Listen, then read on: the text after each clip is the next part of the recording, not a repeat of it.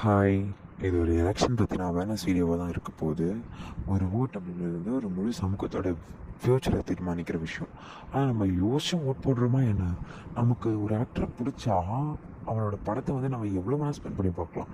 அவரை பிடிக்குன்றதுக்காக நம்ம அவரை ஒரு லீடராகலாம் பார்க்குறது வந்து ரொம்ப தப்பான விஷயம். ஆக்சுவலாக ஒரு லீடர் ஆகணும்னா ஒரு லீடருக்கான பொறுப்பு, ஒழுக்கம், சரியான மனநிலை, அவரோட ஐடியாலஜி எல்லாமே கண்டிப்பாக நம்ம வந்து பார்க்கணும். இப்போது நடக்கிற டிவிகே கேம்பெயின்ஸ், மீட்டிங்ஸ் எல்லாம் யங்ஸ்டர்ஸ் நம்மளை நடத்தலாம் பார்த்தா ஒழுக்கமே இல்லாமல், மரியாதையே இல்லாமல், மற்ற கட்சியோட லீடர்ஸ் பற்றி தப்பாக பேட் வேர்ட்ஸில் பேசுகிறது, ரொம்ப அன்டீசெண்டாக நடந்துக்கிறதெல்லாம் வந்து கண்டிப்பாக ஏற்றுக்கவே முடியாத விஷயம். இதே நம்மளோட பசங்களோ நம்மளோட சிப்ளிங்ஸோ இது மாதிரி பண்ணால் வந்து நம்ம கண்டிப்பாக ஏற்றுக்கவே மாட்டோம். நம்ம சின்ன வயசுலாம் இருக்கும் போது நம்ம பேரண்ட்ஸ்லாம் இதை சொல்லி நம்ம கண்டிப்பாக கேட்டிருப்போம். இன்றைக்கி நல்லா படம் பார்த்துட்டு நாளைக்கு போய் படத்தில் வர டைலாக் எழுது, உன்னோட ஆக்டர் வந்து உன்னோட பேப்பர் வந்து திருத்தி மார்க் போட்டு உன்னை ஃபஸ்ட் மார்க் வர வைப்பான். நீ வந்து அந்த படத்தோட கட் அவுட்டுக்கு வந்து நீ பால் ஊற்றுனா உன்னோட ஆக்டர் வந்து உன்னை வந்து நல்ல நிலைமைக்கு கொண்டு வருவான், அவன் வந்து உன்னை லைஃப் லாங் வந்து உனக்கு சாப்பாடு போடுவான் அப்படின்னு சொல்லி தான் நம்ம கண்டிப்பாக கேட்டுருவோம். ஆனால் இப்போ அந்த பேரண்ட்ஸே என்ன சொல்கிறாங்கன்னா பிளைண்டாக டிவி கேட்க ஓட் பண்ண சொல்கிறாங்க. நான் வந்து என் அம்மா கிட்ட வந்து நீ ஏமா டிவிக்கு கோட் பண்ணணும்னு நான் கேட்டால், ஒரு மாற்றம் தேவை நம்மளுக்கு அப்படின்னு சொன்னாங்க. என்ன மாற்றம் வரும், நீ வந்து மற்ற கட்சியிலேருந்து இந்த கட்சிக்கு வந்து என்ன மாற்றத்தை புதுசாக கண்டு அப்படின்னு கேட்டால் அவங்கள வந்து கண்டிப்பாக அதை வந்து சொல்லவே முடியல. ஏன்னா அவங்களுக்கே அதை பற்றின ஒரு விஷயமே தெரியல. ஆக்சுவலாக இந்த டிவிகேக்கு சப்போர்ட் பண்ணுற யாருமே இந்த டிஎம்கே ஏடிஎம்கேலாம் திட்டத்துக்கு வந்து கண்டிப்பாக வந்து தகுதியே இல்லாதவங்க. இவங்க கிட்ட இல்லாத ஒன்றுத்தை இவங்க கிட்ட என்னத்தை கண்டோம்?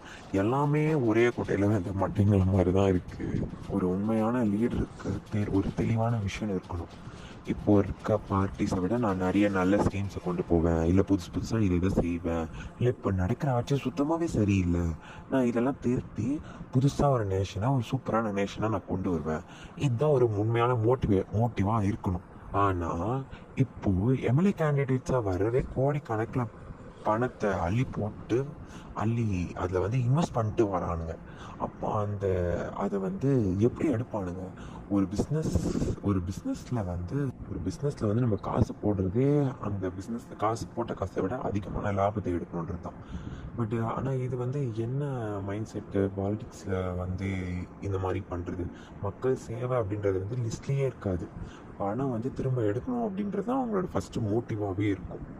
ஒரு ஓட் பண்ணுறதுக்கு முன்னாடி, ஒரு லீடரை வந்து செலக்ட் பண்ணுறதுக்கு முன்னாடி அவர் என்ன ஒரு புதுசாக ஒரு விஷயம் சொல்கிறாரு, அவர் சொல்கிறத செய்ய முடியுமா அவரால்?